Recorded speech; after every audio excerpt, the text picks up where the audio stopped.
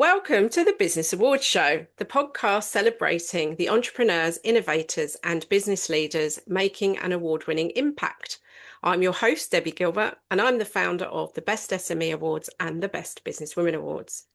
Today, I'm delighted to welcome Rachel Hayward, founder of Ask the Chameleon and winner of the Best Solopreneur Award for businesses trading more than 7 years at the very first Best SME Awards this year.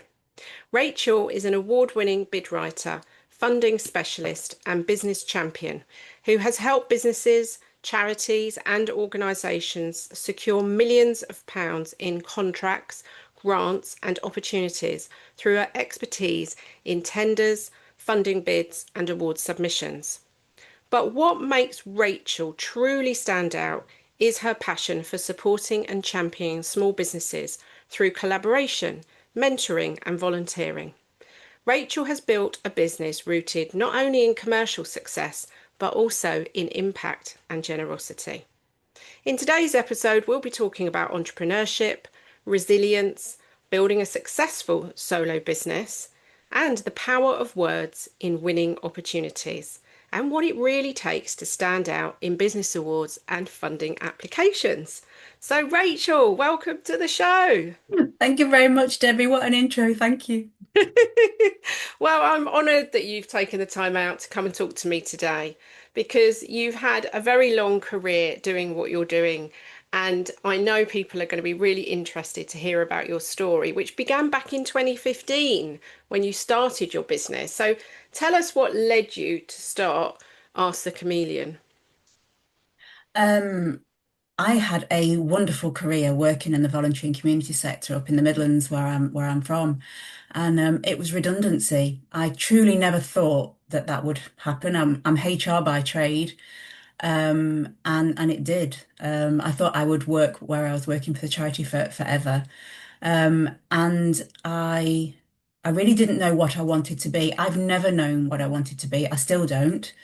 Um, and I did a lot of representation work for the charity where I was in Derby, and I had a lot of contacts with other groups. And Derby College asked me to write a bid for them. I knew the lady that was a senior director there, and I did, and it won. And literally, that's how my business started. I never thought I could do that for other people. I taught myself how to do it for the charity that I was working for.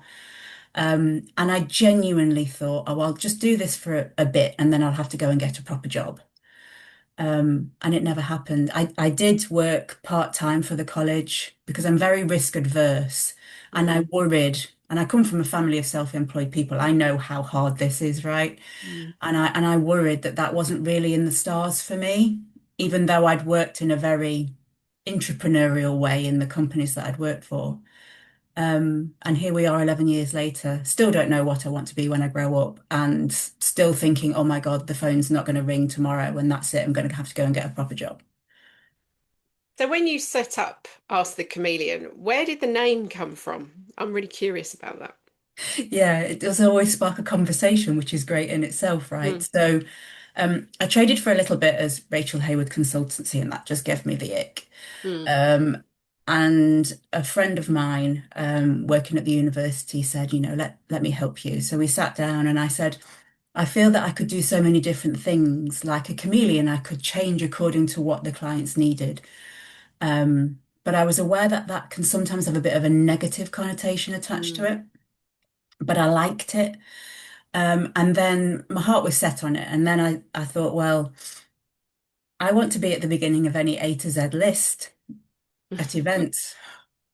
And also, people do genuinely ask me a lot of questions. So, ask the became an obvious thing. But I made a bit of an error because my accent makes it difficult for people to understand it sometimes. Even though I don't think I have much of an accent on the telephone, I have to spell it every single time. And I should have just made my email address ATC actually. So then I have to write it out. But these are the things that you learn afterwards. And as soon as my graphics people made me the chameleon tail, that was it. I was completely sold. You've got a brilliant logo, brilliant branding. I love it. It's really, really striking. It really stands out.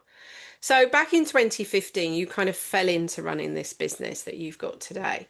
And how have you built your client base over the years? Has it been largely on reputation?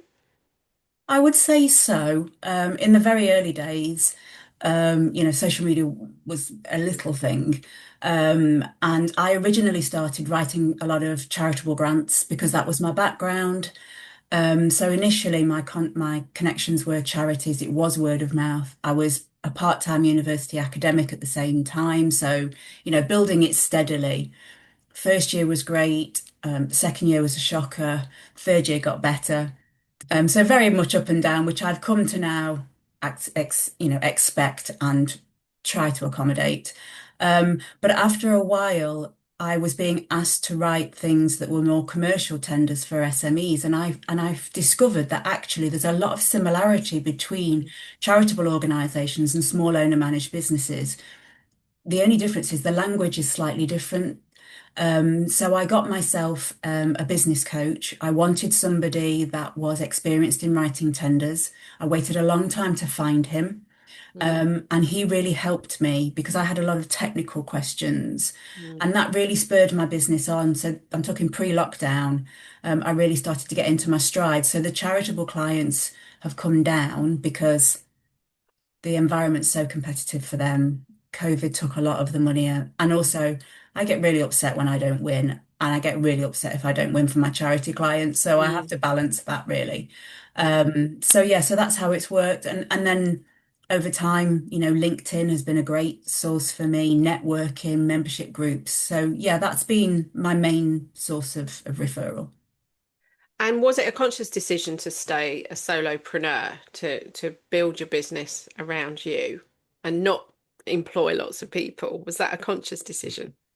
So I was in my early 40s when I set this up, and I spent a long time in HR. Um, So and you knew. and the Mm, responsibility for somebody else's mortgage, I would find that quite hard. yeah. So I know that limits my company and what I can do. I'm okay with that. I've made my peace with that. I still feel that I contribute significantly to the economy, and I get very frustrated that Mhm. solopreneurs get missed out a lot. It really annoys me. And if you don't want to scale up and all of that sort of stuff, I created a lot of wealth for my clients, a lot of opportunity. Um, I don't I may work from the kitchen table, but I don't like that sort of label. Um, and I have spent time with other startup businesses, university students, so I can share my knowledge that way. I'm not a great manager. I really am not. I know that about myself. And I know that I can control things if my income is fluctuating. I would find that really hard for somebody else. And a lot of my USP comes from lived experience, particularly when I'm writing for charitable clients. I can visualize their service delivery, Mm, which I think adds a lot to that particular style of grant writing. Um, and I would struggle, I think, to teach that to somebody else. But I'm aware that then that limits what I can do. mm. No, but I think you're right. It's what I always say to people. There's no shame in staying doing what you're doing and what you're passionate about, because actually employing staff is an additional headache that you Yeah. sometimes don't end up earning that much more growing your business and having the responsibility of staff or premises and all of that than if you stay in your own lane doing your own thing. Yeah, and I'm very comfortable with that. As I say, if I'd have started this, you know, 10 years previous, maybe that would be different. And that's Mm, not to say that I'm not ambitious. I'm very ambitious for my clients, mm, and I really do want to win. But I'm quite comfortable with where I am and yeah. who I am and what I offer and who's best for me and vice versa. So you've done an awful lot to support and champion other small businesses. So talk me through some of the things you've done over the years to help other small businesses. Or the one that always comes to mind is Swap Shop during the pandemic. Yes. Um, God, that was a ride. Um, it came about in the very early days, when we were just learning how to navigate Zoom. And somebody said on one of these first Zoom calls that we had with Marketing Derby, it'd be great if we could just swap skills with each other to get through this. And I thought, Mm, brilliant. yeah. So I got together with a couple of other local businesses, and Swap Shop was created on the back of a fag packet. A website was was developed. It was supposed to only be for the pandemic, so a couple of months, that Mm, that summer period. It lasted for 3 years. It won awards of its own. It became a monster, and lots of things happened personally for me and my co-founders that made that difficult to continue. And if I look back now, actually what that was the beginnings of was a community before mm, communities were a thing, and they're a thing mm, now. That's what that was. And if I was only concentrating on that, it would still be here now. mm, But Ask the Chameleon exploded during the pandemic. mm, Think Three, my co-founders, their work exploded, and we just couldn't keep everything going. But I was so proud of that. It was my sweet spot between the charitable voluntary sector and the small mm, commercial businesses. And we had a lot of fun with it, which is what we needed during that time.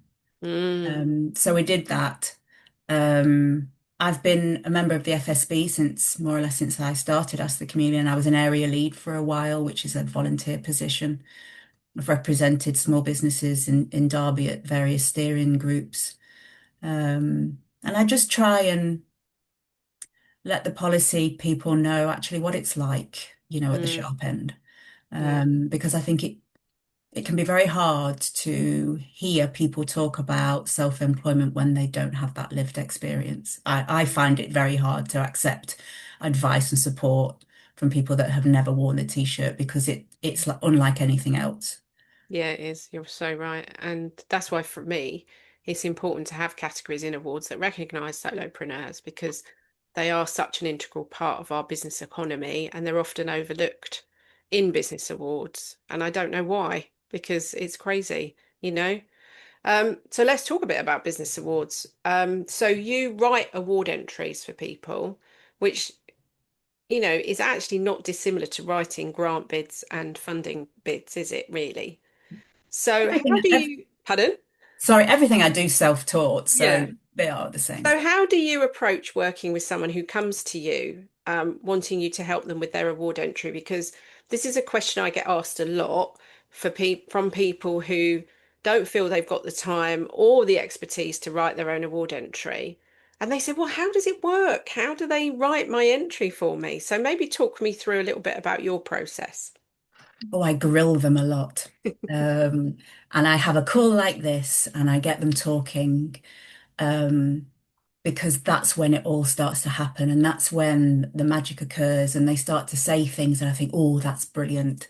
Because, we are, on the whole, not all of us, very reluctant sometimes to blow our own trumpet. And no one else is going to do it for you. And nobody knows your business better than you. My mum thinks it's really funny that you write awards about yourself, that I write them about myself. And I try to explain to her it's because there is no fairy godmother apart from with royal awards that's going to nominate you. You do know your business best, and it's one of your key tools in your marketing toolkit. Mm, And so, but we're shy and we go, oh, well, that's just how I do it. It's like, no, it's amazing. And I write business awards for other people because sometimes, well, most of the time, tenders are quite vanilla and dull and boring. So it's like an application form for a job. Awards are like CVs where you can bring in your personality and your flavor and celebrate your successes. So that's how I sort of pull it out of people. I create the words. That's how mm, it happens with a lot of the grant and tender writing. People will tell me they just don't want to write it down. mm, And then they're more than happy to read something, critique that, and tell me very bluntly, because I don't mind, that's not how I would describe myself, or that's not true. And then we just pull it out. And I explain to them, this is not a time to be shy. This is mm, the ultimate pitch for a client. So let me have it, impress me, tell me everything. But with all awards, just like the tender writing, it's the evidence. How do mm, you know this to be true? How do you know you're great? Yes, a certain amount of internal, but where's your evidence for that? Where's your turnover? Where's your customer statistics? Where's your testimonials and case studies? It's that sort of information that I'm after that meets the criteria of the category. And sometimes I will help them with the categories. mm, And I will look back at previous winners. I will, really have a look at the award that we're considering.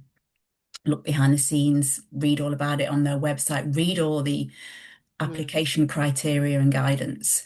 And if I don't think we're close, or if I think we're really far, then I will say, this isn't mm, for you right now. mm, Um, and we go from there, mm, really. mm. And then presumably you write an entry for them and then they like a first draft kind of thing, and then they would, approve it or make amends to it as they saw fit. Yeah. Yeah, and they submit it themselves. I often, have access to the portals, because Mm, some things are online, so I can check everything. Because sometimes I'm looking for things and it's just easier mm. for me to take a look and then I can Yeah. see it. I often find that one thing that's really helpful is to write in the third person. I Yeah. find that useful for me. Yeah. The very first award I wrote for me was toe curlingly bad. Um, and it still makes me shudder now. But I write in the third person about myself because it helps me to take my ego out of it Yeah. and think as if I'm writing about Ask the Chameleon as an entity, which is another reason for having a different name to my own name for running the business. So write in the third person if that helps you just detach yourself just a little bit. Mm, mm. And we often get asked that, oh, should it be first person or should it be third? And I always say to people, you can do whatever you want. Actually, with our judging, it doesn't matter. Yeah. So that kind of leads me on to ask about you entering awards for yourself, and where that decision came from to put yourself in, and what have the results of that been for you over the years? I decided to put myself into it so that I knew what it was like. Yeah, good idea. Um, yeah, um, and it has made me a better writer for my clients. I can tell you that without a shadow of a Mm, doubt. As I say, the first one was awful. And it flashed up on the screen like my summary about myself. And I was like, oh my God. And on the way home, I rewrote it. It was that deep. Um, and I have gone on to win, fantastic awards, Federation of Small Business, um, other entrepreneur awards in London, national awards, and then, the first awards with you guys this year, because I've had a period of time out from that, because I had a bereavement. So I think it makes me a better writer. It makes me more competitive, but that's just a streak I've learned to embrace now.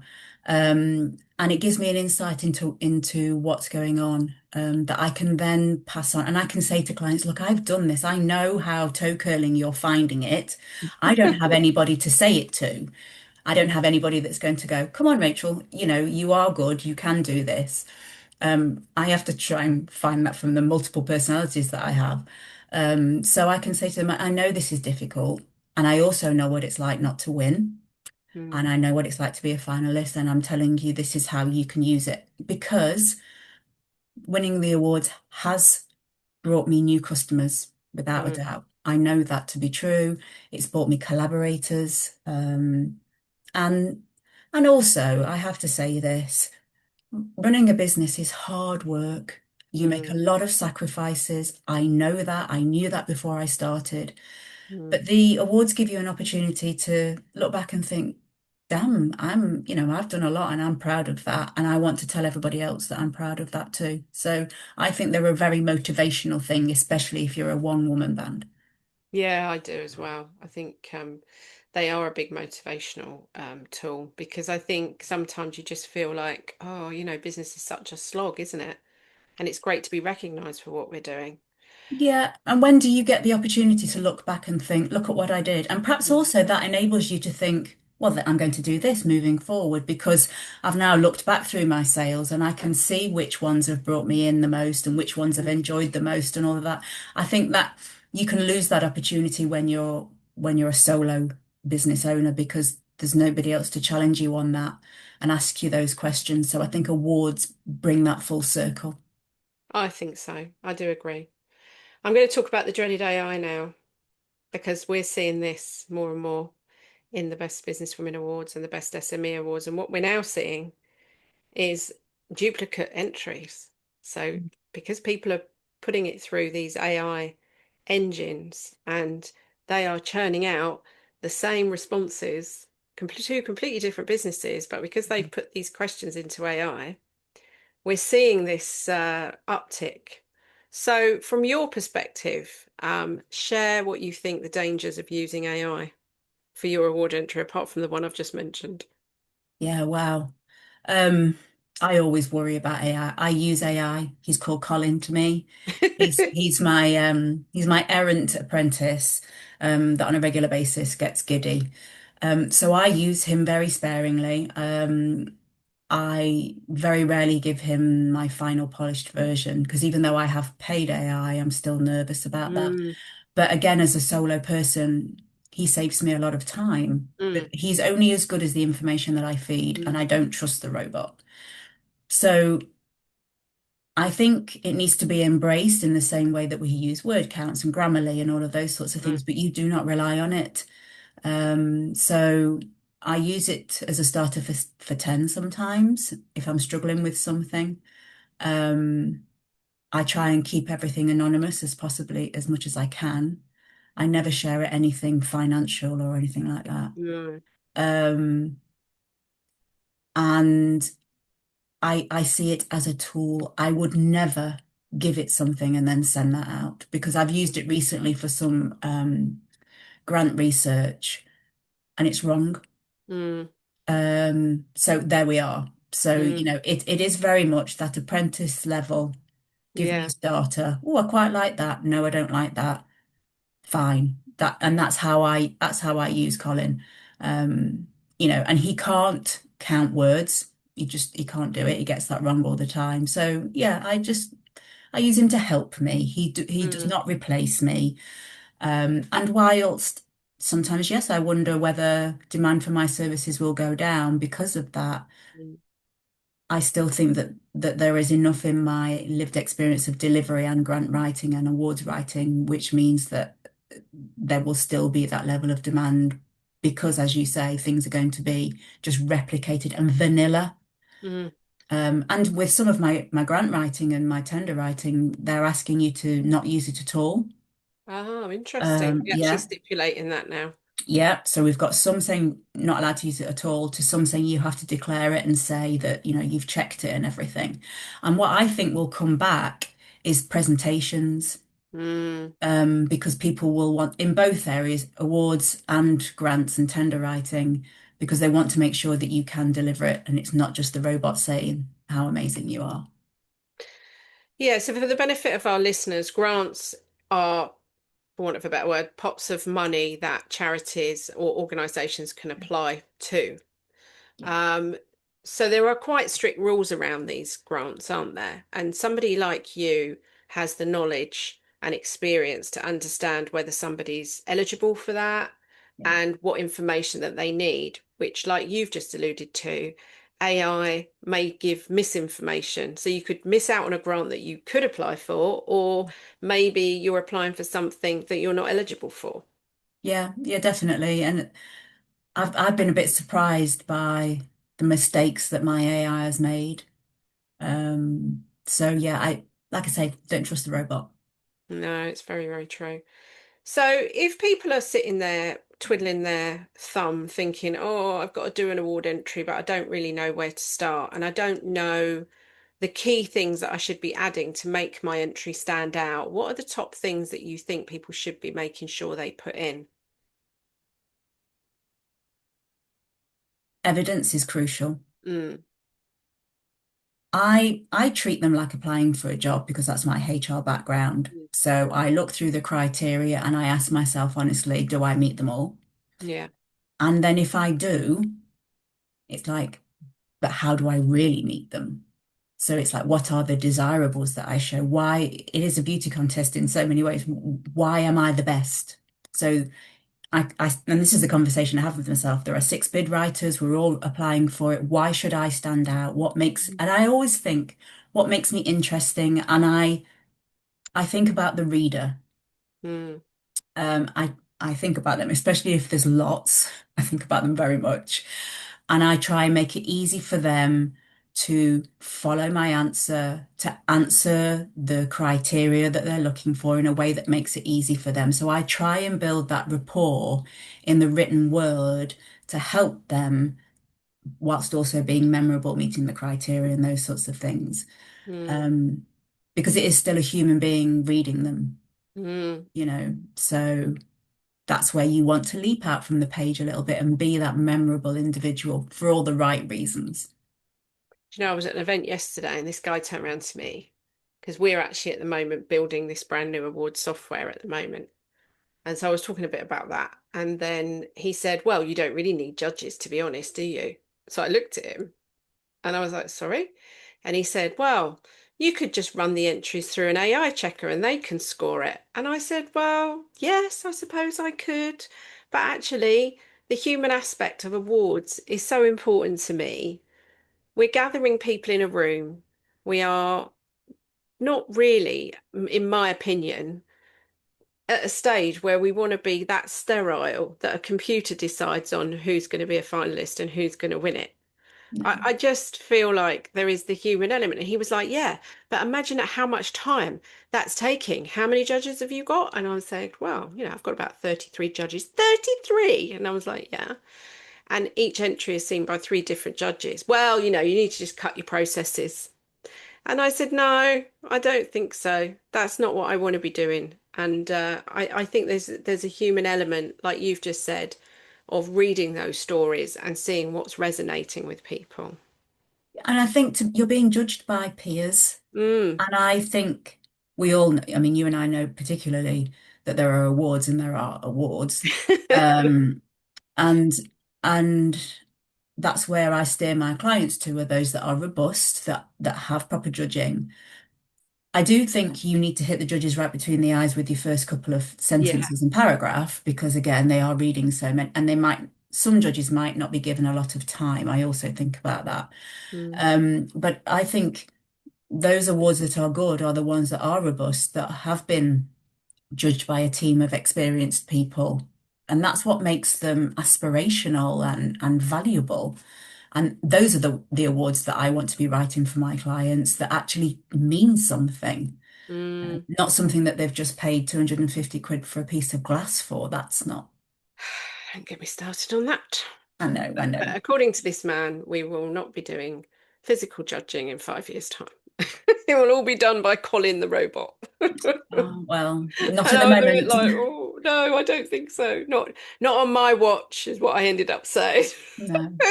I want real people because I think you hit the nail on the head with what you just said.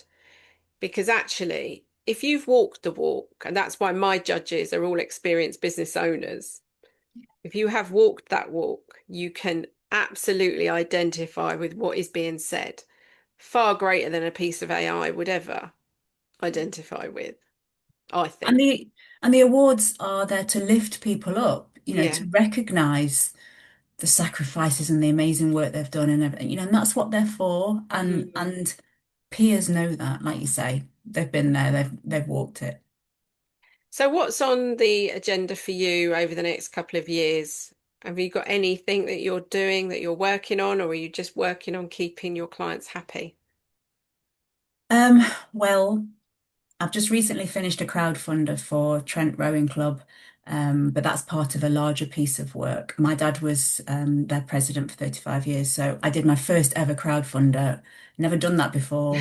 Wow, that was a ride. Yeah. And so that's part of a bigger fundraising strategy for them.